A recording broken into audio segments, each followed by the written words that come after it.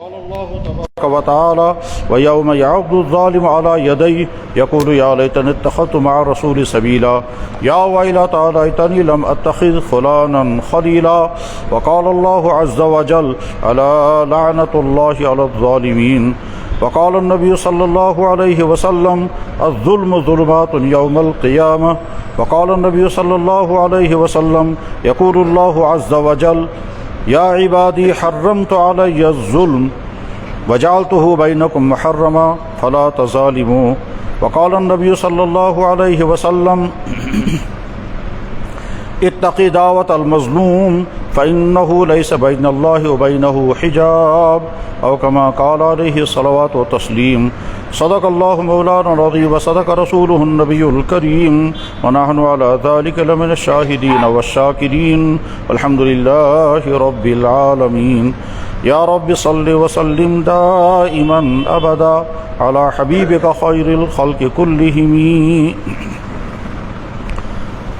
محترم بزرگ اور دوستو، یہ ساری کائنات اور اس کائنات کے اندر پائی جانے والی تمام مخلوقات اور مخلوقات میں سب سے اہم ترین مخلوق انسان، ان میں سے کوئی چیز خود نہیں بنی، نہ بن سکتی ہے.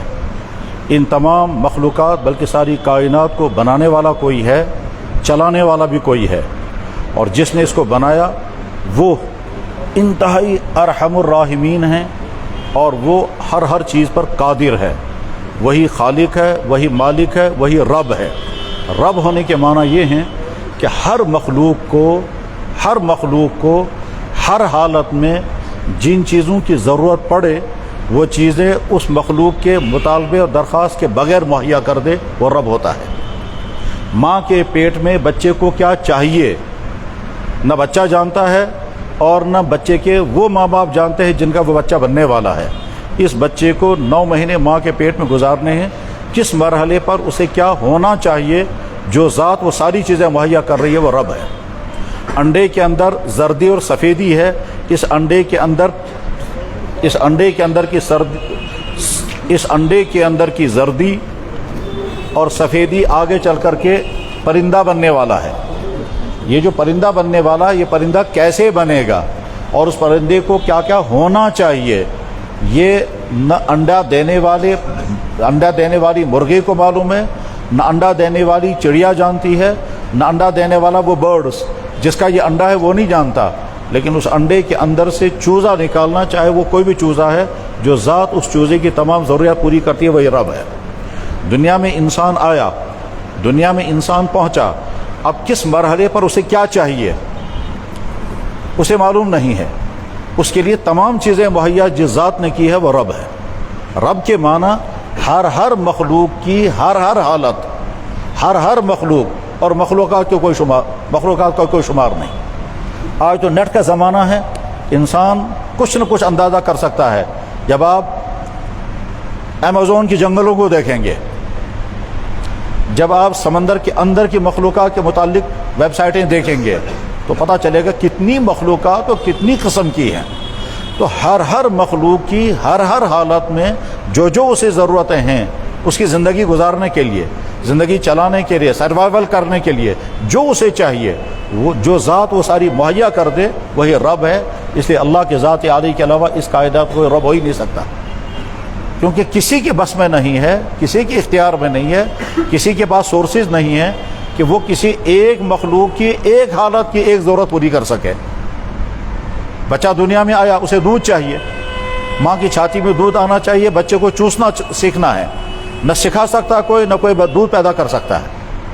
پھر وہ دودھ جب بچے کے پیٹ میں پہنچے گا تو دودھ ڈائجسٹ ہو جانا چاہیے. ڈائجسٹ کا سسٹم بچے کے اپنے ہاتھ میں نہیں ہے. آگے چل کر ایک وقت آئے گا اس کو دانت چاہیے.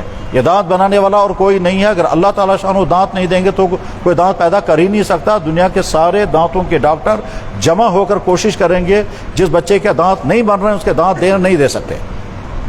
میرے پاس ایک دفعہ ایک بچہ لایا گیا، اس بچے کے ناخن نہیں تھے، 10 کی 10 انگلیاں ہیں، ناخن نہیں ہیں.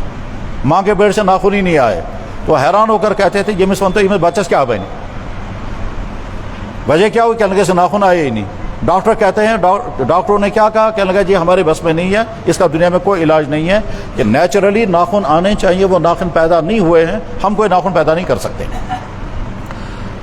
جو ذات اس کائنات کی رب ہے، جس ذات نے اس کائنات کو بنایا اور اس کائنات کو انسان کے لیے موافق بنایا، سوٹیبل، یعنی انسان کو زندگی گزارنے کے لیے جو چاہیے، ہوا، پانی، غذا، موسم، انرجی، توانائی، غذائیں، وہ ساری چیزیں مہیا کر دی۔ اتنا ہی نہیں بلکہ اس باڈی کو جو غذا چاہیے، اس غذا کے اندر کیا کیا ہونا چاہیے۔ انسان بس اتنا جانتا ہے کہ باڈی کے اندر کہ مجھے بھوک لگی ہے، ایسا کھانا مجھے مل جائے جس سے پیٹ بھر جائے، ٹھیک ہے۔ وہ یہ جانتا ہے کہ مجھے پیاس لگی ہے، مجھے پانی ملنا چاہیے جس سے میری پیاس کی ضرورت پوری ہو جائے۔ لیکن اتنا ہی نہیں ہے، ان غذاؤں کے اندر اور کیا کیا ہونا چاہیے جس سے انسان کی باڈی کی ضرورتیں پوری ہو جائے۔ اور انسان کی باڈی کو ہزاروں چیزوں کی ضرورت ہے، وٹامنز کی، آئرن کی، میگنیشیم کی، پوٹاشیم کی، اور فاسفورس کی، زنک چاہیے، اور کیا کیا چاہیے جو آپ سکولوں اور کالجوں میں پڑھتے اور پڑھاتے ہیں، خاص طور پر جو میڈیکل والے پڑھتے اور پڑھاتے ہیں، وہاں پتہ چلتا ہے انسان کی باڈی کو کتنی چیزیں چاہیے، اور وہ ساری ان غذاؤں کے اندر رکھی۔ ایک چیز کے اندر کتنی قسم کے وٹامنز ہیں، اور ریشو دکھاتے ہیں آج کہ اس کے اندر اتنا وٹامن فلانا ہے، فلاں اتنا ہے، فلاں چیز اتنی ہے، زنک اتنا ہے، فاسفورس اتنا ہے، کیلشیم اتنا ہے، پروٹین اتنا ہے، یہ سارا دکھاتے ہیں۔ اس کا مطلب یہ ہے کہ اس انسان کی باڈی کو جن جن چیزوں کی ضرورت اور جیسی تھی وہ ساری ضرورتیں اللہ نے مہیا کر دی۔ پڑھے لکھے حضرات سب جانتے ہیں دھوپ کے اندر توانائی بھی ہے، انرجی بھی ہے، ہیٹنگ بھی ہے، اور وٹامن بھی ہے۔ سارے پڑھتے ہیں وٹامن ڈی دھوپ کے اندر ہے۔ جب وٹامن ڈی کی کمی ہو جائے تو دھوپ میں بیٹھو، اسی لیے بعض ملکوں میں سن باز شروع کیا گیا کہ صاحب انسان کی وٹامن ڈی کی ضرورت پوری ہو جائے گی، دھوپ میں کھڑے ہو جاؤ۔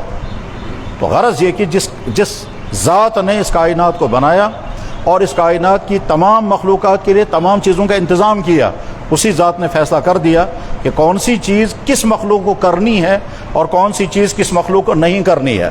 مخلوقات کو کون کون سی چیزیں کرنی ہیں اور کون سی چیزیں نہیں کرنی ہیں، مخلوقات کے لیے تو اللہ نے سسٹم بنا دیا، ان کو الگ سے آرڈر دینے کی ضرورت نہیں ہے۔ گائے کو معلوم ہے مجھے کون سی گھاس کھانی ہے، کون سی نہیں کھانی۔ شیر دودھ نہیں پیے گا، گوشت کھائے گا۔ گائے اپنا دودھ خود نہیں پیے گی، گھاس کھائے گی۔ ہر مخلوق کے لیے اللہ نے ایک نیچرلی سسٹم بنا دیا ہے، وہ ان تمام چیزوں سے اپنے آپ کو بچا لیتے ہیں، اور جو چیزیں ان کے لیے فائدہ مند ہیں وہ کھاتے ہیں۔ انسان کو اللہ نے اختیار دے دیا کہ تمہیں جو چاہے سو کر سکتے ہو، میں تم کو اختیار دے رہا ہوں۔ اس اختیار دینے کے بعد پھر آرڈر کیا کہ اختیار تو ہے تمہیں، لیکن حکم میرا یہ ہے کہ یہ کام تم کرو گے اور یہ کام نہیں کرو گے، یہ چیز تم کھاؤ گے، یہ چیز تم نہیں کھاؤ گے۔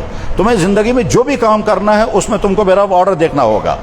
تم کمانے کے لیے نکلو گے، اس کمانے کے لیے تمہیں یہ دیکھنا ہوگا کہ ہم اس طرح کما رہے ہیں یا نہیں جس طرح سے ہم کو پیدا کرنے والے اللہ نے حکم دیا تھا۔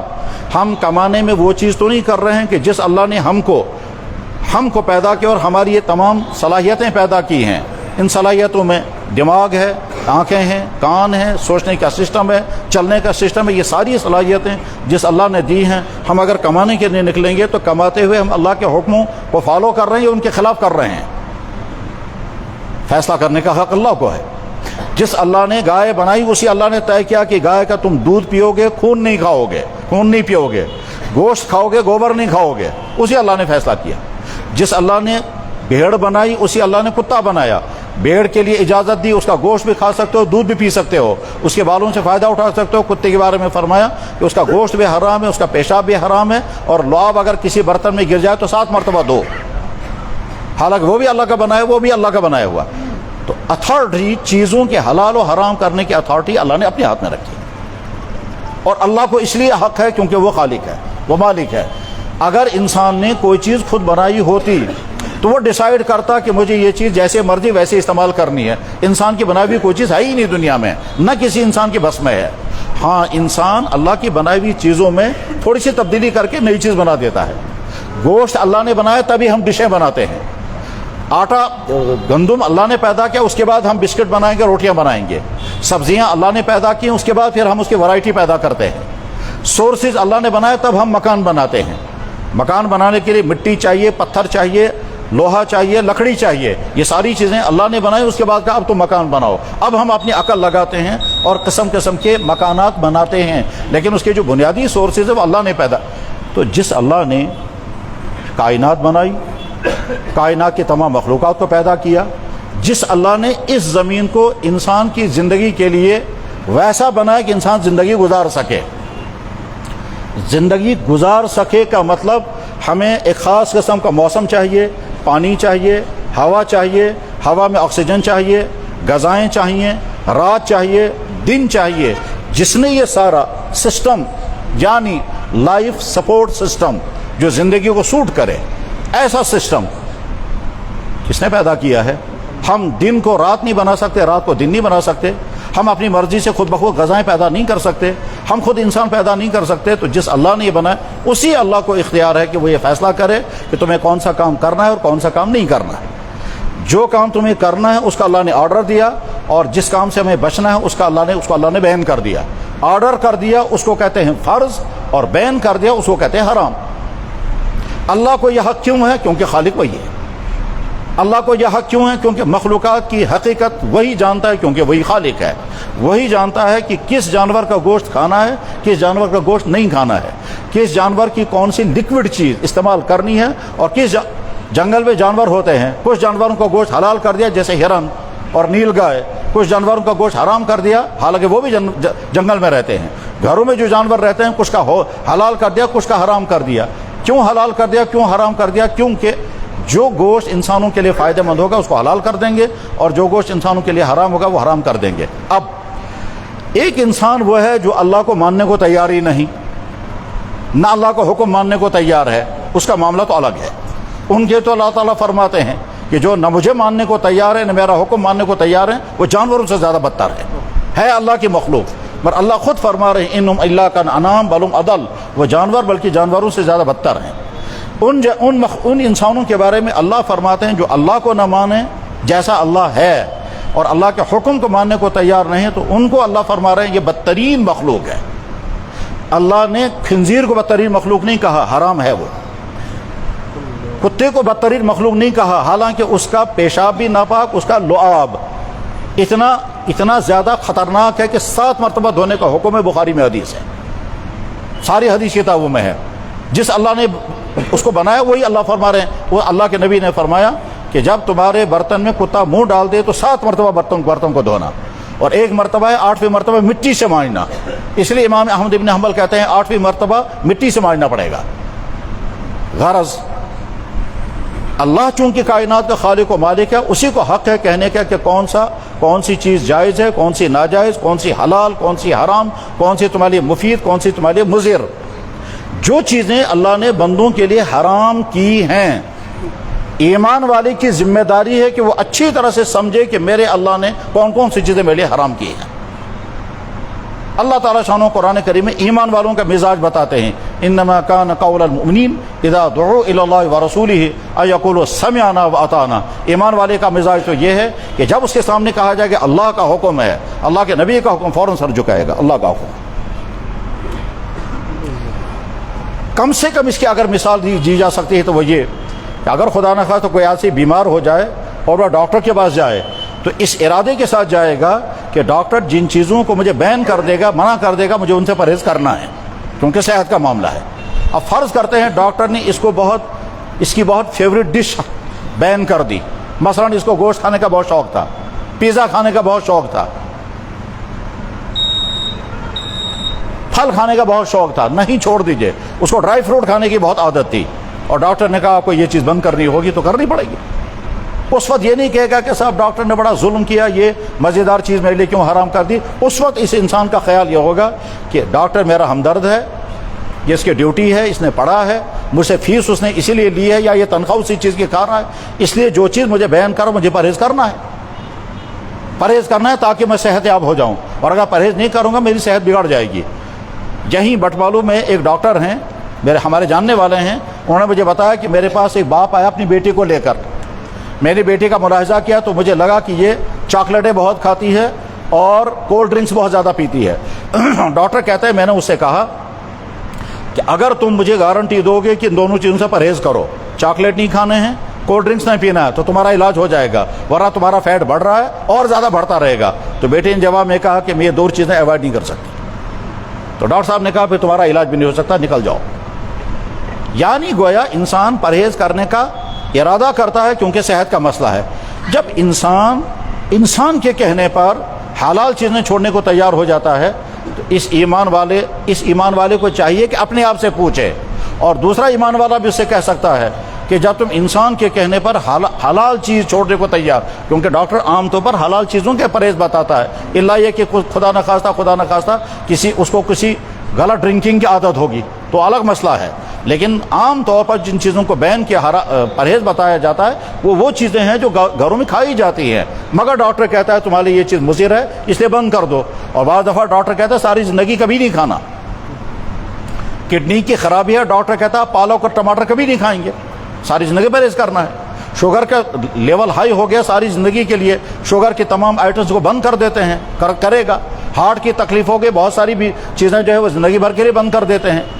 میرے بھائی جیسے انسان ڈاکٹر کے کہنے پر ان حلال چیزوں کو چھوڑنے کو تیار ہوتا ہے، ایمان والا کم سے کم یہ سوچے گا کہ میں اللہ کا بندہ ہوں اور اللہ کے نبی کا امتی ہوں، اگر اللہ نے میرے لیے کوئی چیز حرام کر دی ہے تو مجھے اسے بچنا۔ اب اللہ نے جتنی چیزیں حرام کی ہیں ان حرام چیزوں میں سے بس ایک چیز کا مجھے تذکرہ کرنا ہے اس وقت، اسی کی میں نے آیتیں پڑھی ہیں۔ میں نے آیتیں پڑھی، ان آیتوں میں سے ایک ایک آیت کا میں ترجمہ کرتا ہوں۔ اللہ تعالیٰ فرماتے ہیں لعنت ہو ظلم کرنے والوں پر، الا لعنت اللہ علی الظالمین۔ اللہ تعالیٰ شانو فرماتے ہیں یہ مت سمجھنا کہ اللہ غافل بیٹھا ہے ان انسانوں سے جو ظلم کرتے ہیں، ولا تحسبن اللہ غافلا عما یعمل الظالمون۔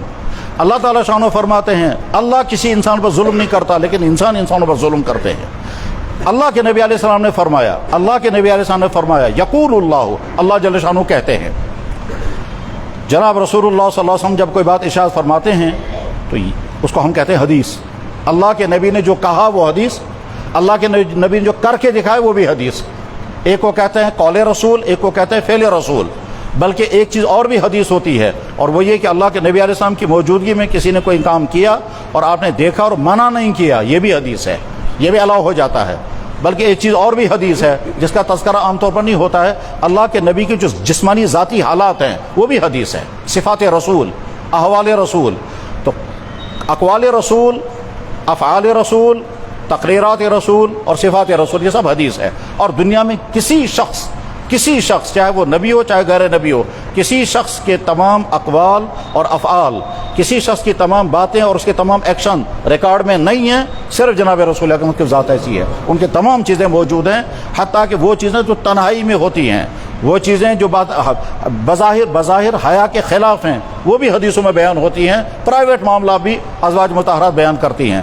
تو جناب رسول اکرم صلی اللہ علیہ وسلم جب کوئی بات ارشاد فرماتے وہ حدیث ہے، اس حدیث میں کبھی اللہ کے نبی علیہ السلام اللہ کا پہلے حوالہ دیتے ہیں، یعنی جناب رسول اکرم صلی اللہ علیہ وسلم بات کہیں گے اس سے پہلے کہیں گے اللہ یہ کہتا ہے، تو جس میں اللہ کے نبی اللہ کا ریفرنس دیں اور ریفرنس دے کر پھر آگے بات ارشاد فرمائیں، اس کو کہتے ہیں حدیث قدسی۔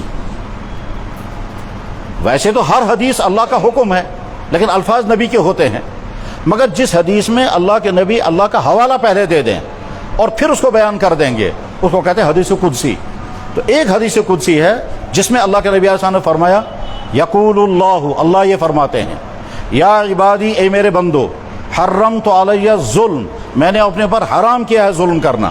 اللہ اپنے اوپر حرام کر رہے ہیں ظلم کرنا، حالانکہ اللہ کی ذات علی سے تو اس بات کا تصور بھی نہیں کیا جا سکتا کہ اللہ ظلم کریں گے، مگر چونکہ اگلی بات سمجھانی ہے، اس اگلی بات سمجھانے کے لیے اللہ نے پہلے کہا جو میں تمہیں آگے بیان کر رہا ہوں وہ میں نے اپنے لیے بھی بیان کر دی ہے۔ حالانکہ اللہ کو اپنے پر بیان کرنے کی، اللہ تو قادر مطلق ہے، اللہ جو چاہیں سو کر سکتے ہیں، اللہ مالک ہے، خالق ہے۔ اگر اللہ جل شانہ ابو جہل کو جنت میں لے جائیں گے، دنیا کے کسی انسان کو حق نہیں اعتراض کرنے کا، لیکن لے جائیں گے نہیں، کیونکہ قانون ہے، ایک ہے اللہ کی قدرت، ایک ہے اللہ کا قانون۔ اللہ کی قدرت اس کی کوئی حد نہیں، اللہ کی قدرت اس کی کوئی حد نہیں، اور ایک اللہ کا قانون۔ اللہ نے انسانوں کو زندگی دی، وہ موت دینا چاہیں دیں گے، روکنا چاہیں روکیں گے، ساری زندگی میں موت روک دیں ہمیشہ کے لیے اللہ کو قدرت ہے، مگر کریں گے نہیں۔ اللہ کا قانون ہے وقت پر موت آئے گی، قدرت یہ ہے کہ میں موت مرنے ہی نہیں دوں گا، قدرت یہ ہے کہ موت نہیں آنے دوں گا، قانون یہ ہے کہ موت وقت پر آئے گی. وَلَن يُؤَخِّرَ اللَّهُ نَفْسًا إِذَا جَاءَ أَجَلُهَا, مجھے طاقت ہے کہ میں موت کو روک دوں, لیکن قانون میرا یہ ہے کہ وقت پر موت آئے گی. ایک ایک قدرت خداوندی, ایک ایک قانون خداوندی. تو اللہ کا قانون خود اللہ کی ذات پر لاگو نہیں ہے, لیکن اللہ تعالیٰ شانو پہلے اپنی ذات پر قانون لاگو کر رہے ہیں. کیا کر رہے ہیں؟ جو چیز میں تمہارے لیے بیان کر رہا ہوں اس کو میں اپنے اوپر حرام کر رہا ہوں پہلے, اور وہ کیا ہے؟ حرمت علی الظلم, میں نے اپنے اوپر حرام کیا ہے ظلم مت کرنا. وجعلتہ بینکم محرما, تمہارے درمیان میں نے ظلم کو حرام کیا. فلا تظالموا, خبردار ظلم مت کرنا. اللہ کے نبی علیہ السلام نے ارشاد فرمایا کیا اتقی دعوت المظلوم, جب تم کسی پر ظلم کرو گے تو وہ جو مظلوم ہے اس کو جو آہ نکل جائے گی, اس کو جو وہ نکل جائے گی, اس کو جو دکھ ہوگا, اس آہ سے تم بچو, کیونکہ یہ آہ جو ہے یہ سیدھے عرش پر پہنچی ہے. فَإِنَّهُ لَيْسَ بَيْنَ اللَّهِ وَبَيْنَهُ حِجَاب, اس مظلوم کی آہ اور اللہ کے قبولیت کے درمیان میں بیچ میں کوئی چیز رکاوٹ نہیں بنتی. مظلوم کی آہ اور اس میں کوئی, جناب رسول اللہ صلی اللہ علیہ وسلم نے ارشاد فرمایا کہ اپنے بھائی کی مدد کرو, ظالم ہو تب بھی مدد کرو, مظلوم ہو تب بھی مدد کرو.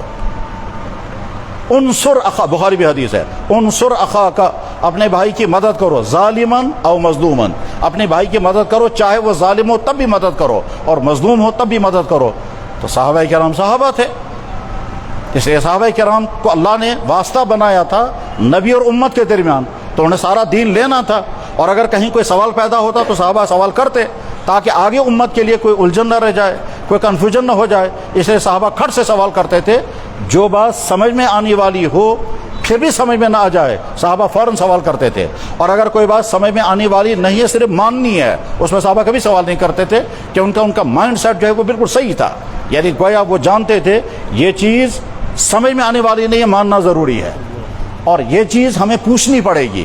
مثلا صحابہ کرام نے کبھی نہیں کہا یا رسول اللہ ہمیں اللہ دکھائیے, کبھی صحابہ کرام نے نہیں کہا یا رسول اللہ ہم جس اللہ کو آپ بتا رہے ہیں وہ اللہ میں دکھائیے پہلے. لیکن صحابہ کرام نے یہ سوال کیا کہ آخرت میں ہم اللہ کو دیکھیں گے یا نہیں, یہ سوال کیا صحابہ کرام نے, اور حدیث تمام کتابوں میں ہے. صحابہ نے حل نرا ربنا, حضرت اس وشون اپن خدا کے ہم تو دو, کیا ہم اپنے اللہ کو دیکھیں گے؟ تو جناب رسول اللہ صلی اللہ علیہ وسلم نے جو ارشاد فرمایا وہ الگ الگ جگہوں پر الگ الگ الفاظ کے ساتھ حدیثوں میں موجود ہے, بخاری میں, مسلم میں, باقی حدیث تقریباً اکثر کتابوں میں ہے, کہ اللہ کے نبی نے فرمایا صلی اللہ علیہ وسلم جیسے تم 14ویں رات کا چاند جو آسمان پر چمک رہا ہو اور فضا بالکل صاف شفاف ہو, کہیں کوئی بادل نہ ہو, جیسے وہ چاند تمہیں نظر آتا ہے ویسے تم اللہ کو دیکھو گے. کذالک ترون ربکم. تو صحابہ کرام کا مزاج یہ تھا کہ جب کوئی بات سمجھ میں آ سکتی تھی لیکن نہیں آ رہی ہے, کسی بات پر کوئی سوال پیدا ہوا فوراً سوال کرتے تھے. تو جب اللہ کے نبی علیہ السلام نے فرمایا اپنے بھائیوں کی مدد کرو, ظالم ہو تب, مظلوم ہو تب, تو صحابہ نے فوراً سورا یا رسول اللہ مظلوم کی مدد کرنا تو سمجھ میں آتا ہے, لیکن ظالم کی کیا مدد کرنی ہے ہمیں؟ ممکن ہے کسی کے ذہن میں سوال آیا ہوگا کہ ظالم کی مدد کرنے کا مطلب یہ ہے کہ اس کو اور زیادہ ہیلپ کریں گے اور ظلم کرو. تو اللہ کے نبی نے فرمایا یہ نہیں ہے, بلکہ ظالم کی مدد یہ ہے کہ اس کو ظلم سے روکو, اور مظلوم کی مدد یہ ہے کہ اس کی فریاد رسی کرو. غرض یہ کہ قرآن میں اور حدیث میں ظلم کے متعلق بڑی تفصیلات ہیں. آدم علیہ السلام زمین پر اترے اور کیا دعا انہوں نے کی؟ ربنا ظلمنا انفسنا. حضرت یونس علیہ السلام مچھلی کے پیٹ میں تھے, کیا دعا پڑھی؟ لا الہ الا انت سبحانک انی کنت من الظالمین. حضرت ابوبکر صدیق رضی اللہ تعالیٰ عنہ صحابہ کرام میں سب سے اونچا مقام رکھتے ہیں.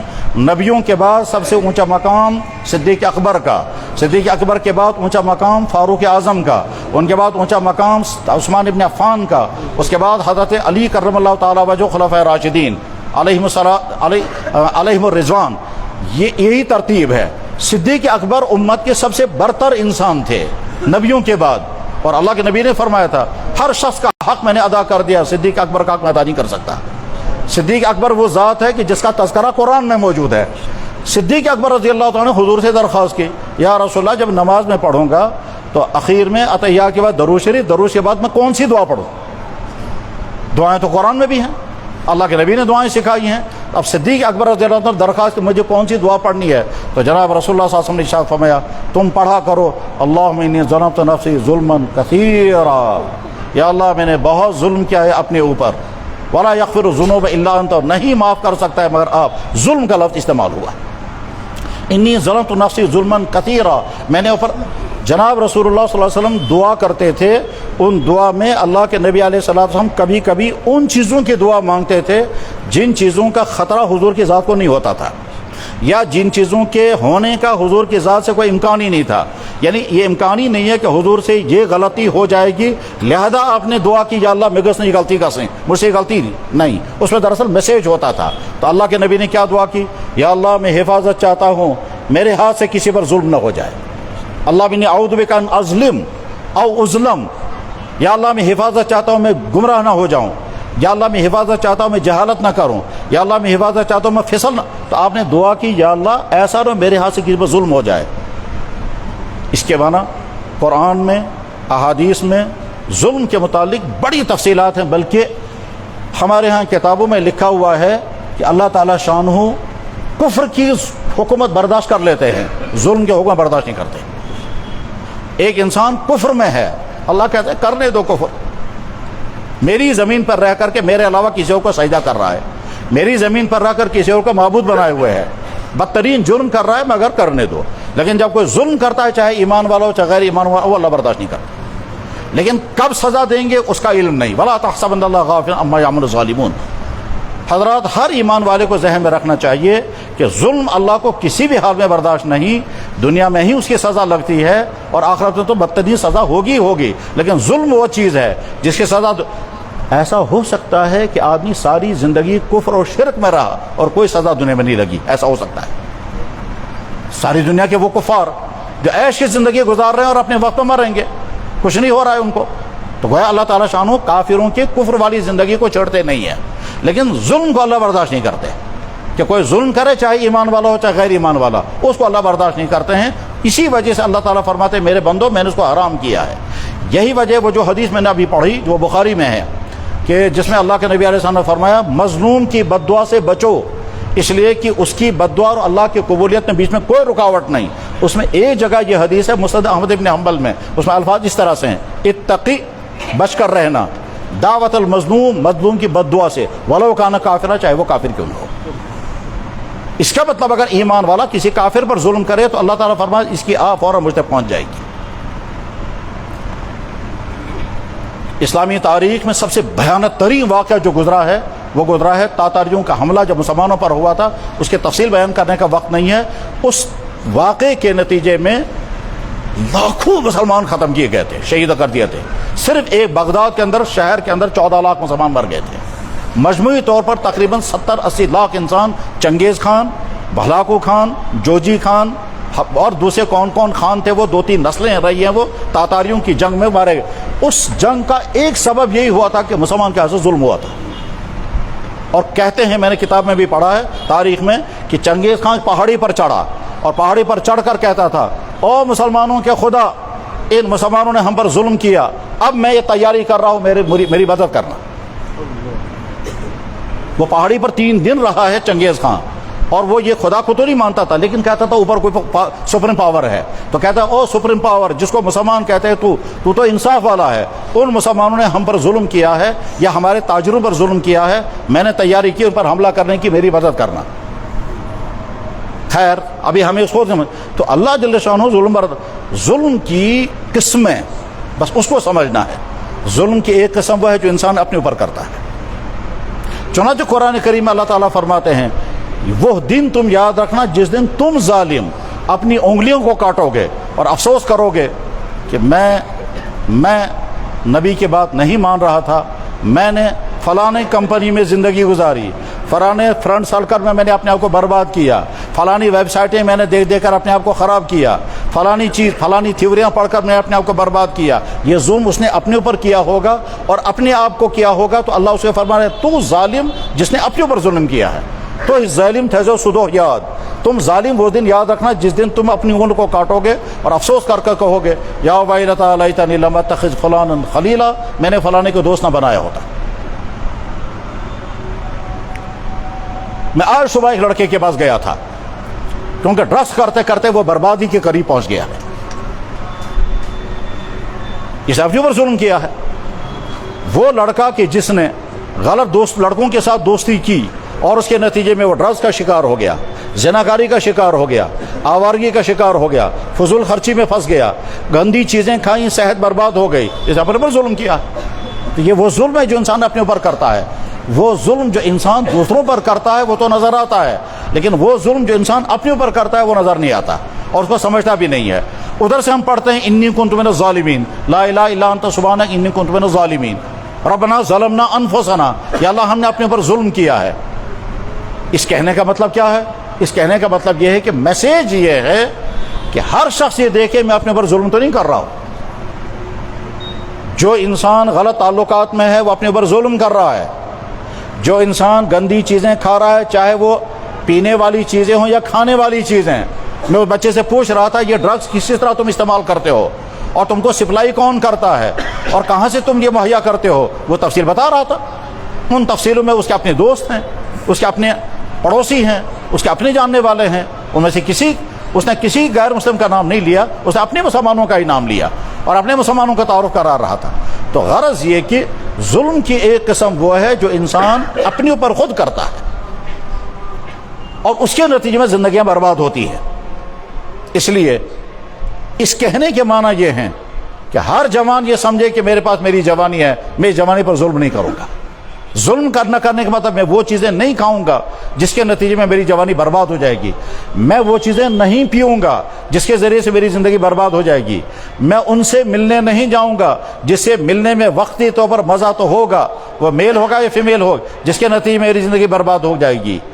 अगर कोई इन गलतियों में मुब्तला है, समझो वो अपने ऊपर खुद जुल्म कर रहा है। जुल्म की एक किस्म ये है, वो दुकानदार जो दुकान पर बैठ करके कस्टमरों को धोखा दे रहा है, कस्टमरों को गलत चीज़ें मुहैया कर रहा है और समझता है मेरा बिजनेस आगे बढ़ेगा, ये अपने ऊपर भी जुल्म कर रहा है और गैरों पर भी जुल्म कर रहा है। क्योंकि ये जो पैसा अब ये कमाएगा, ये पैसा पैसे की शक्ल में तो आ गया, लेकिन ये तरह तरह की नहुसतें, बीमारियां, अल्लाह का गज़ब और न जाने क्या क्या लेकर के आएगा। वक्ती तौबा दुकानदार ने समझा कि जनाब मैंने पैसा कमा लिया। हमारे सारे मुआशरे में शोर है कि साहब गोश्त इस तरह बिक रहा था और गंदा गोश्त चलाया जा रहा था। किस कदर जालिम है वो इंसान जो ये जहरीली चीज खुद खा रहा है और अपनी कौम को खिला रहा है।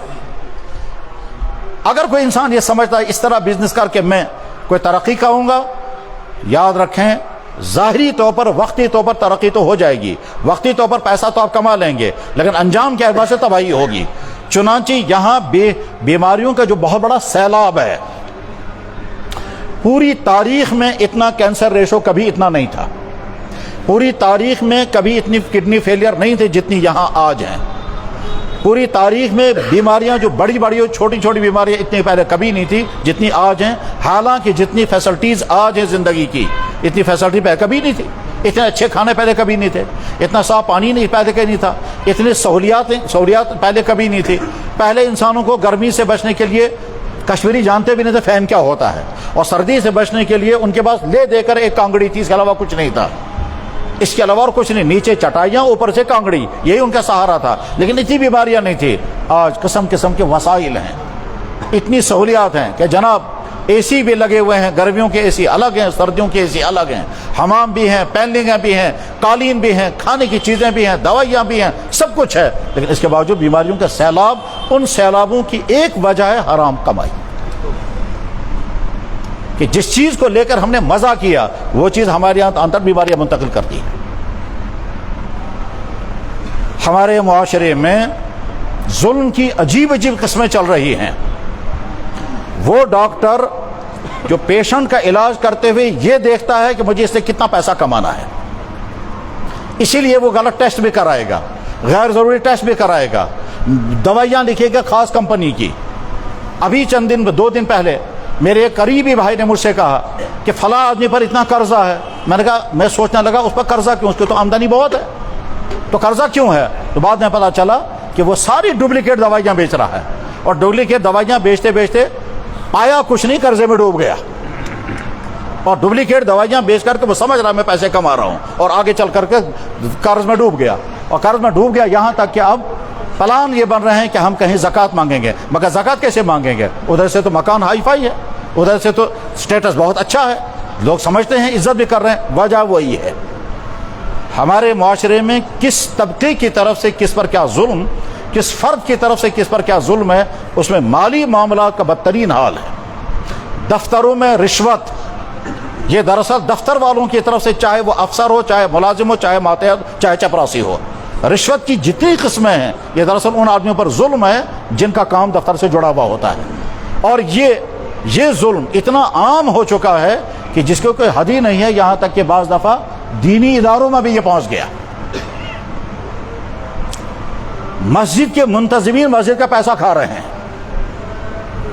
مسجد کی ضروریات پوری نہیں ہو رہے ہیں، پیسہ غائب ہے۔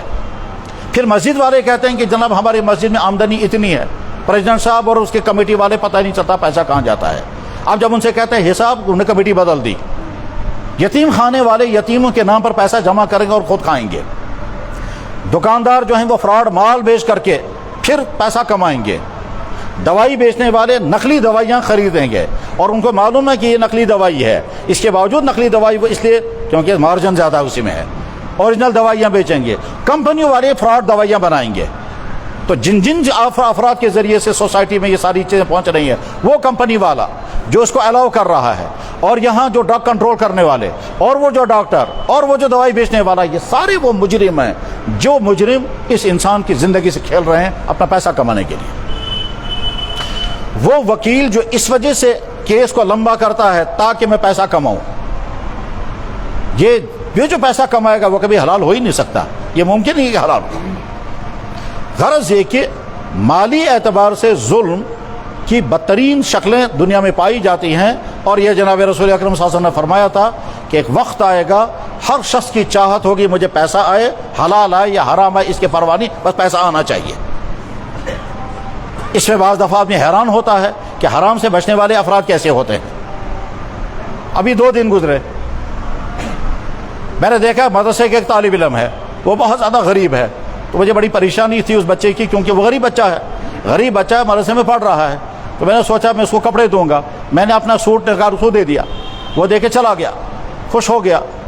ادھر سے میرے پیسے کہیں گم ہو گئے تھے، وہ مجھے مل نہیں رہے تھے، تو میں سمجھا گم ہو گئے، کہیں گر گئے ہوں گے۔ 3 دن کے بعد جو بچہ آ کر مجھے کہتا ہے جی آپ نے جو کرتا مجھے دیا تھا اس میں یہ آپ کے پیسے رہ گئے۔ میں حیران ہو گیا، میں نے کہا ایمان یہ ہے جس کے بارے میں تصور نہیں تھا کہ پیسہ مجھے، وہ لڑکا 3 دن کے بعد آ کر کہتا ہے کہ یہ پیسہ شاید جیب میں رہ گیا تھا، یہ میں پیسے لے کر کے آیا ہوں۔ میں نے کہا یار اتنا پیسہ تم بطور انعام کے رکھ لو تمہاری اس ایمانداری پر۔ ہر انسان یہ دیکھے کہ اللہ نے مجھے جوانی دی ہے، جسم کے تمام اعضاء دیے ہیں، میں اس جسم کا غلط استعمال نہیں کروں گا، اگر کروں گا دوسرے والے پر ظلم بعد میں ہوگا، پہلے اپنے پر ظلم ہوگا۔ جس انسان کو اللہ نے بزنس دیا ہے، اس بزنس کا اگر وہ غلط استعمال کرتا ہے، یعنی اس طرح سے بزنس کرتا ہے جس سے کسٹمروں سے پیسہ کھینچنا مقصود ہو اور کوئی مقصد نہ ہو، یہ جو پیسہ کھینچ رہا ہے وہ غلط ریٹ لگا کر، جھوٹی قسمیں کھا کر۔ مجھے میرے بھائی نے بتایا، کہنے لگا جناب میں نے توبہ کر لی، مگر میں بتاتا ہوں ہم کیا کرتے تھے۔ کہنے لگا میں کیا کرتے تھے؟ کہنے لگا 10 روپے کی چیز 100 روپے کے بیچتے تھے۔ میں نے کہا خریدار کیسے خریدتا ہے؟ کہنے لگا جب ہم قسمیں کھائیں گے، اور قسمیں کھانے کا انداز، کہنے لگا قسمیں کھاتے ہیں ہم، خدا اللہ کی قسم، نبی کی قسم، ایک ہی میرا بیٹا سوئی مریم، ٹھیک چند قسم، میں کہا ساری، وہ گھبرا جاتا ہے قسمیں سن کر، پھر بھی کہتا اچھا کچھ کم کرو۔ میں کہتا ہوں ٹھیک ہے تمہارے لیے میں کم کرتا، چلو 10 روپے کم۔ وہ کہتا نہیں اور کم کرو، چلو 20 روپے کم۔ اب وہ خوش ہو گیا کہ میں نے 20 روپے کم کرائے، اور میں خوش ہو گیا کہ میں نے اس سے 60 روپے کما لیے، کیونکہ 70 روپے کما لیے میں نے، 10 کی چیز 80 روپے میں بیچی، وہ خوش ہے کہ میں نے کم کرا لیا، اور میں خوش ہوں میں نے 70 کما لیا۔ اب کیا لگا اس کمائی کے ذریعے سے جو گھر میں مصیبتیں آئیں، اور ان مصیبتوں میں سے ایک مصیبت نے کیا بتائی، کہ لگا میں دکان چلاتا ہوں اور میں کسٹمروں کا غلط ریٹ لکھتا رہتا تھا۔ جو ڈیلی کسٹمر ہوتے ہیں صبح اور شام، جو محلوں سے سامان خریدتے ہیں، تھا لکھت، صبح بھی لیا شام بھی لیا، روٹیاں خریدی، کھانے پینے کی چیزیں، چھوٹی موٹی چیزیں جو گھروں میں استعمال ہوتی ہیں، صابن، روٹیاں، بسکٹ وغیرہ، مہینے کے بعد آ کر جب حساب کرتے ہیں، کہنے لگا وہ حساب کہیں سے کہیں ہوتا تھا۔ کیوں؟ وہ لیتے تھے 5 کی چیز میں لکھتا تھا 10، وہ لیتے تھے 10 کی چیز میں لکھتا تھا 20۔ اب یہی سال ہر سال کرتا رہا، بہت پیسہ کمایا۔ پھر کیا لگا ایک ہی بیٹی ہے اور اسی کو بلڈ کینسر ہو گیا۔ تو ہوتا ہی یہی۔ مجھے یاد ہے کہ کافی عرصہ پہلے جب ایک شخص نے مجھے فون کیا دلی سے، کہنے لگا جناب بہت کاکر کاروبار کر رہا ہے، تو بس ٹھیک तब हम मुर्गे लाते थे और वो जम्मू से जब आते थे रास्ते में मुर्गे मर जाते थे, कुछ मर जाते थे, कुछ कभी हालात ठीक नहीं होते थे, गाड़ियां फंस जाती थी। उसके बाद वो मरे हुए मुर्गे हम लाते थे, वो सोचते थे फेंकेंगे नहीं, हम उनके गर्दन काट करके और तीर निकाल करके होटल वालों को सप्लाई करते थे ताकि वो आगे बेचेंगे। साल साल तक वही पैसा कमाया। मैंने कहा अब क्या हुआ? क्या लगे इस वक्त मैं दिल्ली में हूँ, एक ही मेरा बेटा है और उसका बोन कैंसर हो गया है। फिर कहता था वहाँ दुआ करो अल्लाह ताला इसको शिफा अता फरमाए, बोन कैंसर या ब्लड कैंसर, अब याद भी नहीं रहा। तो मैंने कहा अब क्या लगा दुआ के साथ में कहता है वैसे उम्मीद नहीं है दुआ कबूल होगी, क्यों? वैसे इंसानों से बारे जुल्म करो। मेरे भाई दुकानदार ये सोचे कि दुकान के जरिए से आप हलाल कमाई कमा रहे हैं या हराम।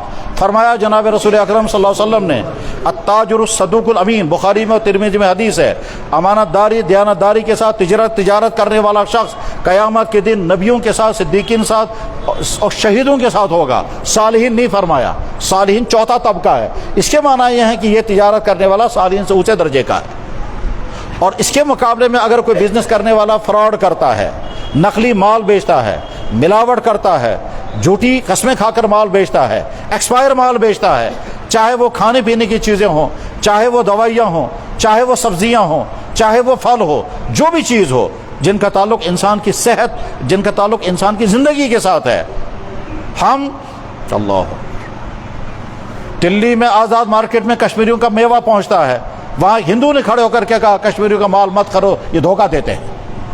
क्या धोखा देते हैं? कहने लगे ऊपर लिखा होता है ए क्लास सेब, होते हैं वो सी क्लास। यहीं श्रीनगर शहर में एक साहब थे, वो बहुत बड़े अफसर थे और ज़ाफ़रान के साइंटिस्ट थे। उसने खुद मुझसे कहा, कहने लगे जनाब दुनिया भर में सबसे बेहतरीन ज़ाफ़रान कश्मीर का होता है, मगर मुश्किल यह है कि कश्मीरी फ्रॉड करते हैं, इसलिए इंटरनेशनल मार्केट में कश्मीरियों के ज़ाफ़रान के बारे में कहता है इसे बहुतात रहना चाहिए क्योंकि मिलावट करते हैं। और मिलावट क्या करते हैं? कहने लगे अजीब अजीब हरकतें यहाँ होती हैं कि मकई वर्डची सासांच्या ताशासन पैडसू मॉस्यो, क्या लगा वो जमा करते हैं, उबालते हैं, फिर ज़ाफ़रान का कलर करते हैं, फिर पैक करके लिखते हैं ऊपर से असली कश्मीरी ज़ाफ़रान, और अंदर वो कुछ और है। आज ही सुबह मुझे एक भाई ने कहा, क्या लगा जनाब अजीब बात है, हम शहद का कारोबार करते हैं। एक साहब है वो क्या करते हैं, वो लाल वाला शहद और उसके बाद फिर दो तीन बाल उसमें डालते हैं ज़ाफ़रान के, फिर लिखते हैं ऊपर से ये शहद जो है वो ज़ाफ़रान के फूलों का है, हालांकि वो ज़ाफ़रान के फूलों का शहद नहीं है। फिर लिखता है इसका रेट है 1,500 रुपये पर केजी या आधा केजी। धोखे की बुनियाद पर बिजनेस करना, अल्लाह के नबी ने फरमाया अत्तुज्जारु युबासून यौमल क़यामत नारा, बिजनेस करने वाले अगर अमानतदारी दयानतदारी नहीं करेंगे, सही रेट नहीं लगाएंगे, मिलावटी माल बेचेंगे, फ्रॉड चीज़ें बेचेंगे, एक्सपायर माल बेचेंगे, अल्लाह के नबी ने फरमाया युबासून यौमल क़यामत नारा, क़यामत के दिन जहन्नम में जाएंगे। हराम माल से बचने की फ़िक्र कितनी होनी चाहिए। जनाब रसूलुल्लाह सल्लल्लाहु अलैहि वसल्लम के ख़ानदान में जो बहुत ज़्यादा प्यार, ख़ानदान तो सारे प्यारे थे, अल्लाह के नबी अलैहि सल्लम की बेटी हज़रत फ़ातिमा, आपने फरमाया जन्नत की तमाम औरतों की सरदार फ़ातिमा हैं। फ़ातिमा का बड़ा बेटा है हज़रत हसन। हज़रत हसन को अल्लाह के नबी अलैहि सल्लम ने गोद में उठाया, मिंबर पर खिताब फरमा रहे थे, मस्जिद नबी के मिंबर पर अल्लाह के नबी खिताब फरमा रहे हैं। हज़रत हसन छोटा बच्चा दौड़ता हुआ आया और दौड़ता हुआ आकर के नाना की गोद में बैठा। नाना प्यारा होता ही है, बच्चे बहुत प्यारे लगते हैं, ठीक, तो आपको मालूम ही होगा। तो बच्चा जो है वो हज़रत हसन दौड़ता हुआ आया, हुजूर की गोद में बैठा, और हुजूर की गोद में जब बैठा तो आपने फरमाया इब्नी हाज़ा सय्यद, मेरा ये बेटा सय्यद है, लअल्लल्लाहु अन युस्लिह बैन फ़िअतैन अज़ीमतैन मिन उम्मती, इस मेरे बेटे के ज़रिए से मेरी उम्मत के दो धड़ों में अल्लाह ताला सुलह करा देगा। यही हज़रत हसन रज़ी अल्लाह ताला अन्हु ने, जब ममलकत इस्लाम में दो हिस्सों में तकसीम हो गई थी, एक हिस्सा हज़रत अली के कंट्रोल में था रज़ी अल्लाह ताला अन्हु, और दूसरा हिस्सा हज़रत अमीर मुआविया रज़ी अल्लाह अन्हु के ज़ेर इक़्तिदार था। ये दो अलग अलग हिस्से चल रहे थे। हज़रत अली शहीद हो गए, उसके शहीद कर दिए गए, उसके बाद हज़रत हसन खलीफा बन गए। हज़रत हसन ने सोचा कि उम्मत मुस्लिमा की ममलकत दो हिस्सों में तकसीम हो गई है। सिद्दीक अकबर के ज़माने में एक ममलकत थी, फारूक आज़म के ज़माने में एक ममलकत थी, उस्मान गनी के ज़माने में एक ही ममलकत थी, हज़रत अली बेर अबाजान के ज़माने में ममलकत इस्लामिया दो हिस्सों में तकसीम हो गई। एक हिस्से का इक़्तिदार हज़रत अमीर मुआविया के हाथ में जिसमें मिस्र और शाम था, और दूसरा हिस्सा जो है वह हज़रत अली के कंट्रोल में जिसमें हिजाज और इराक़ और सारा ईरान था। हज़रत हसन रज़ी अल्लाह तआला ने सोचा मैं खलीफा बन गया हूँ, अपने इस हिस्से का मैं सरेंडर करता हूँ, और ये हिस्सा भी अमीर मुआविया के हवाले कर दिया। ये अल्लाह के नबी ने फरमाया था, बुखारी में हदीस है। इस हसन के ज़रिए अल्लाह मेरी उम्मत के दो तबकों को जोड़ देगा। चुनांचे जब वो ममलकत इस्लामिया एक बन गई, उसके बाद उसी तरह से इस्लामी फतवाहत का सिलसिला शुरू हुआ और उन मुल्कों का इस्लाम पहुँचा जहाँ उससे पहले इस्लाम नहीं पहुँचा था। ये हज़रत हसन जिसके बारे में अल्लाह के नबी ने फरमाया हसन और हुसैन जन्नत के तमाम जवानों के सरदार हैं। ये हसन रज़ी अल्लाह तआला हुजूर के घर आए, अल्लाह के नबी अलैहि सल्लम के घर आए तो वहाँ एक बोरी के अंदर खजूरें रखी थी। वो खजूरें थी ज़कात की, बैतुल माल की। तो हज़रत हसन छोटा बच्चा उसे खजूर उठाई और मुँह में रखी। तो जनाब रसूलुल्लाह सल्लल्लाहु अलैहि वसल्लम दूर फासले पर थे, आपने छलांग लगाई, छलांग लगा कर आकर उनके मुँह से खजूर निकाल दी। फरमाया बेटा ये ज़कात का है, बैतुल माल का है, तुम्हारे लिए हलाल नहीं है। ये बच्चे के मुँह से खजूर निकाल दी, खाने नहीं दी, हराम। जो चीज़ इस्लाम ने हराम कर दी है उससे बचने की फ़िक्र करनी चाहिए। हमारे माशरे में हराम की अजीब अजीब किस्में हैं। प्रॉपर्टी की तकसीमों में ऐसे ऐसे हराम काम होते हैं, और बाज़ दफ़ा जजों के फ़ैसले, कमेटियों के फ़ैसले, बाज़ दफ़ा मुफ्तियों के फ़ैसले गलत होते हैं और प्रॉपर्टियों की तकसीम गलत होती है। उसमें बाप और बेटे के दरमियान में मामलात में हलाल और हराम की कोई परवाह नहीं है। भाई और बहनों के मामलात में हलाल और हराम की कोई तमीज़ नहीं है। भाई भाई का खा रहा है और बहुत शौक के साथ खा रहा है, और साथ में समझता है यही चुमोन हक। ये नहीं समझते कि भाई हलाल है या हराम। ईमान वाले के मिजाज ये है, जब किसी की वफ़ात हो जाए तो वफ़ात होने के बाद इस घर में से इस्लाम मुझे जो देगा वो मेरे लिए हलाल है, और जो इस्लाम मुझे नहीं देगा वो मेरे लिए हलाल नहीं है, चाहे मेरे कब्ज़े में क्यों ना हो, चाहे मेरे कंट्रोल में क्यों ना हो। एक आदमी की वफ़ात हो गई, एक बेटे ने उसके पासबुक चुरा लिया, दूसरे बेटे ने बैंक वालों के पास जाकर के कहा अकाउंट में कितना पैसा है, और एक बेटे ने आकर के लॉकर पर कब्जा कर लिया और मय्यत पड़ा हुआ है।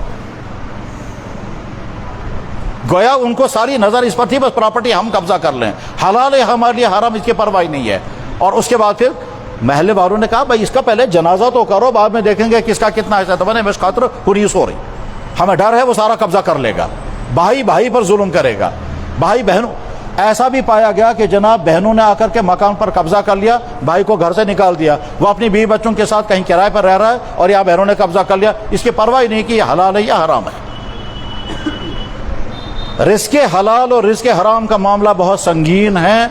जनाब रसूलुल्लाह सल्लल्लाहु अलैहि वसल्लम ने फरमाया कुर्बे क़यामत में हर आदमी की दौड़ इस पर होगी कि पैसा मेरे पास आए, हलाल आए या हराम, इसके परवाह नहीं। जनाब वाला दौड़ लगी हुई है, क्या जुआ से हम पैसा कमाएंगे और पैसा लगाएंगे, फिर वहां से पैसा आएगा। अरबों रुपया कश्मीर का बाहर जा रहा है जुए के नाम पर, क्योंकि हम पैसा कमाएंगे, पैसा कमाने के लिए यहां से पैसा डालेंगे, वहां से वापस आएगा नहीं। फलां जगह हम पैसा डालेंगे, इतना आएगा, नहीं आएगा तो थोड़ा पैसा चला जाएगा।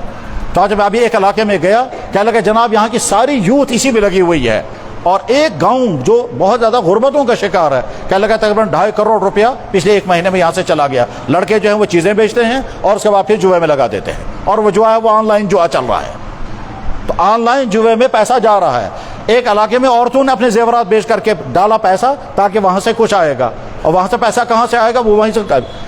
एक आदमी को लालच देंगे इतना मिलेगा, ठीक है, उस लालच की बिना पर 2-3 लाख का लालच होगा, 10-20 लाख खींच लेंगे, और उसके बाद 2-3 लाख रुपए आ जाएगा। एक आदमी कहेगा मैं वो पूछ, मैं जून जूता पूछ, बाकी कहते हैं हाय हाय हमको नहीं मिला, अब वो भी शुरू कर देंगे। ऐसा भी पाया गया कि जो बैंक का सूद है उससे बचेंगे, लेकिन घर में सूदी कारोबार कर रहे हैं। चुनांचे एक इलाके में कुछ लोगों का काम ही यही है, हम कर्जा देंगे वापस हम इतना पैसा लेंगे, हालांकि वो सूद है और हराम है।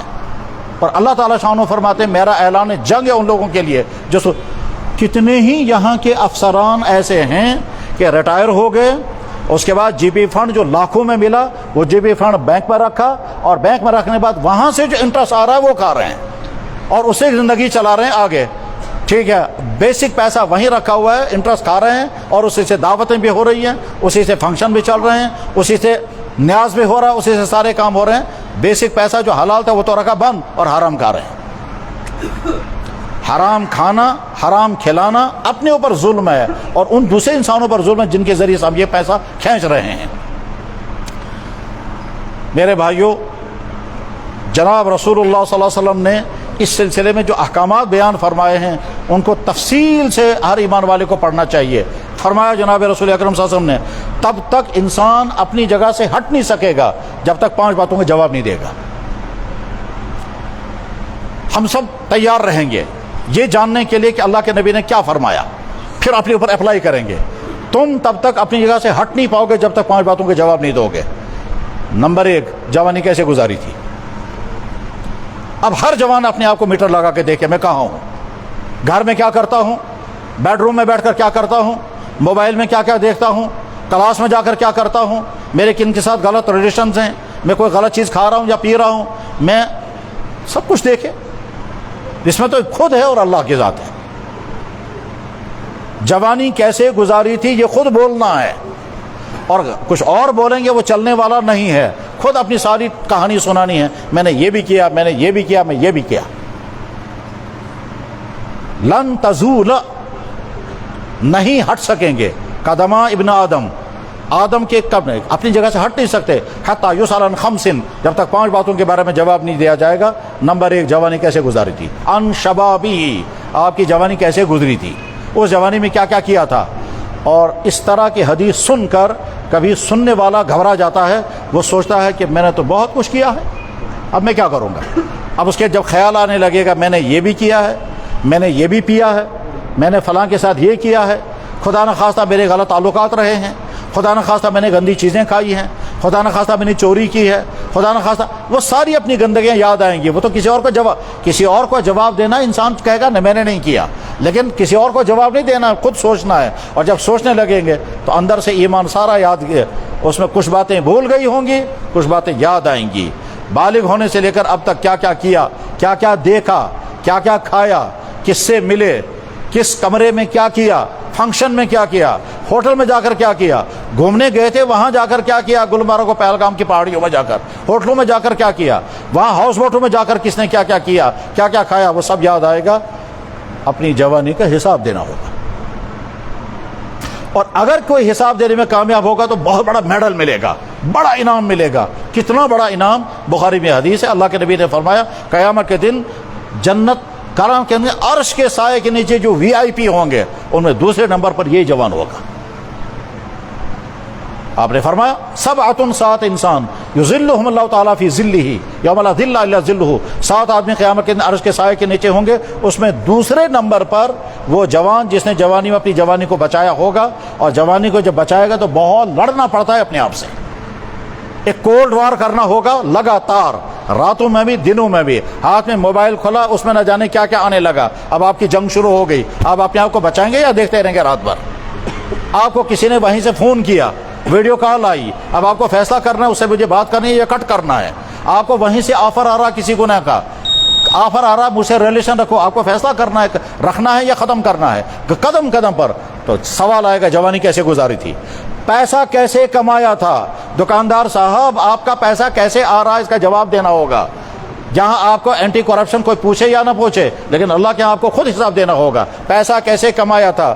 ملازم، دکاندار، وکیل، ڈاکٹر، جج، مولوی، مفتی، امام، ہر ایک کو جواب دینا ہوگا جو پیسہ میں کما رہا تھا وہ کیسے کما رہا تھا۔ ایک آدمی کسی گھر میں قرآن پڑھانے جا رہا ہے اور مہینے کی تنخواہ طے ہو گئی 1000، اور وہ ٹائم پر جاتا ہی نہیں ہے اور پورے مہینے اس نے پڑھایا نہیں ہے، اس کی تنخواہ تھوڑے حلال ہو جائے گی کہ صاحب میں قرآن پڑھا رہا ہوں، اگر میں نے 1 ہفتے تک نہیں پڑھا ہے تب بھی میری تنخواہ نہیں حلال ہوگی۔ ضابطہ ہے، یہ ہر ایک کے لیے ہے۔ تو دکاندار صاحب دیکھیں حلال کما رہے ہیں یا حرام، ڈاکٹر صاحب دیکھیں آپ حلال کما رہے ہیں یا حرام، وکیل صاحب آپ دیکھیں حلال کما رہے ہیں یا حرام، جج صاحب آپ یہ دیکھیں کہ آپ پیسہ لے کر کچھ غلط فیصلہ تو نہیں لکھ رہے ہیں، مولانا صاحب یہ آپ دیکھیں کہ آپ نے غلط فتویٰ لکھ کر کے پیسہ تو نہیں کمایا، پیسوں کی بنیاد پر فتویٰ تو نہیں دیا۔ ہر انسان، کتاب بیچنے والا، دینی کتاب والا دیکھے کہ میں جو ریٹ لگا رہا ہوں یہ صحیح کر رہا ہوں میں، یہ غلط کر رہا ہوں میں۔ مال کیسے کمایا جواب دینا ہوگا، کہاں کہاں خرچ کیا اس کا جواب دینا ہوگا، اور وقت کہاں کہاں صرف کیا اس کا جواب دینا ہوگا۔ اور پانچویں چیز، جتنا دین تم جانتے تھے اتنے پر عمل کیا یا نہیں، جو چیزیں فرض تھی ان کو کیا یا نہیں، جو چیزیں حرام تھی ان سے بچے تھے یا نہیں، یہ جواب دینا ہوگا۔ میں بات ختم کر رہا ہوں، حدیث سنا کر بات ختم کرتا ہوں۔ جناب رسول اللہ صلی اللہ علیہ وسلم نے جب حج فرمایا تھا، اس کو کہتے ہیں حجۃ الوداع، آخری حج، امت کو الوداع کہا، میں دنیا سے رخصت ہونے والا ہوں۔ مینا کے میدان میں آپ نے جو خطاب فرمایا، اس خطاب کے کچھ حصے ایک حدیث کی کتاب میں، کچھ دوسری کتاب میں ہوتے ہیں، کچھ تیسری کتاب میں ہوتے ہیں۔ حدیث کی کتاب ہے سنن ابن ماجہ، سیاہ ستہ میں سے ایک کتاب ہے ابن ماجہ، اس ابن ماجہ میں یہ جملہ موجود ہے کہ جناب رسول اللہ صلی اللہ علیہ وسلم نے فرمایا خطاب کرتے ہوئے، لوگو میں تم سے پہلے دنیا سے رخصت ہونے والا ہوں، لوگو الوداع، اگلے سال یہاں ملاقات نہیں ہوگی اب۔ پھر فرمایا قیامت کے دن میں فخر کروں گا اپنی امت کی بنیاد پر، باقی قوموں باقی نبیوں سے کہوں گا میری امت دیکھو کتنی اچھی ہے۔ پھر فرمایا خبردار اس حال میں میرے پاس مت آنا کہ تمہاری وجہ سے مجھے وہاں شرمندگی اٹھانی پڑے۔ بس ہر انسان دیکھے میری زندگی وہ تو نہیں ہے کہ قیامت کے دن اللہ کے نبی فرمائیں گے تم تو ہو ہی نہیں اس قابل کہ میرے ساتھ چلو، تم ہو ہی نہیں اس لائق، میں تم کو لے کر اللہ کے سامنے پیش کروں گا، یہ ہے میرا امت کا جوان، یہ ہے میرے امت کا افسر، یہ ہے میری امت کا عالم، یہ ہے میری امت کا فلاں۔ نہیں، ہر انسان میٹر لگا کے دیکھے کہ میں وہ زندگی گزار رہا ہوں کہ اللہ کے نبی مجھے گلے لگائیں گے، یا میں وہ زندگی گزار رہا ہوں کہ اللہ کے نبی فرمائیں گے سشکن اطلائق سنبت بپانا سیر، سشکن اطلائق خدا۔ علامہ اقبال نے شعر کہا تھا، بڑا مشہور شعر ہے، انہوں نے کہا تھا یا اللہ میں بالکل فقیر غریب انسان، میرے پاس کوئی نیکی نہیں ہے، میرا حساب نہیں لینا، لیکن اگر حساب لینا ہی ہوگا تو بس اتنی مہربانی کرنا میری نبی کی موجودگی میں میرا حساب نہیں لینا۔ تو غنی از ہر دو عالم من فقیر، روز محشر عذرائے من پذیر، تو اگر بینی حسابم ناگزیر، از نگاہ مصطفیٰ پہ نہ بغیر۔ یہ ساری بات سن کر کبھی انسان گھبرا جاتا ہے اور سوچتا ہے میں نے یہ کیا، دکاندار سوچتا ہے میں چوری کروں، جوان سوچتا ہے میں نے یہ غلطیاں کی ہیں، عالم سوچتا ہے میں نے، ہر انسان جب اپنی غلطیوں کو سوچتا ہے مایوس، تو جواب ہے مایوس کبھی نہیں ہونا چاہیے۔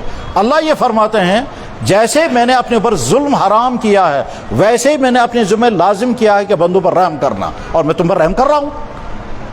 تمہاری آنکھیں میں نے نہیں چھینی، حالانکہ آج تک تم حساب نہیں بتا سکتے کتنی مرتبہ تم نے غلط، تم دکان پر بیٹھ کر کے فراڈ کرتے رہے، آج تک میں نے سزا نہیں دی، میں پردہ رکھتا ہوں۔ تو جب میں نے پردہ رکھا اس لیے میں سزا نہیں دیتا ہوں کیونکہ میں نے، اللہ رحم کرنے کو تیار ہے، شرط یہ ہے کہ اپنا سدھار کریں گے۔ اللہ ہم کو سدھار نصیب فرمائے، ایمان کی دولت اللہ نے عطا فرمائی ہے، ایمان والی زندگی نصیب ہو، اعمال والی زندگی نصیب ہو، اخلاق والی زندگی نصیب ہو، ہمارے ہاتھوں سے کانوں سے اور کسی بھی چیز سے دوسرے پر کوئی ظلم نہ ہو۔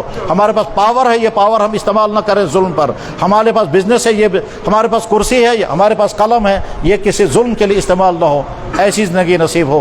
وآخر دعوانا ان الحمد للہ رب العالمین برحمتک یا ارحم الراحمین۔ انشاءاللہ نماز کے بعد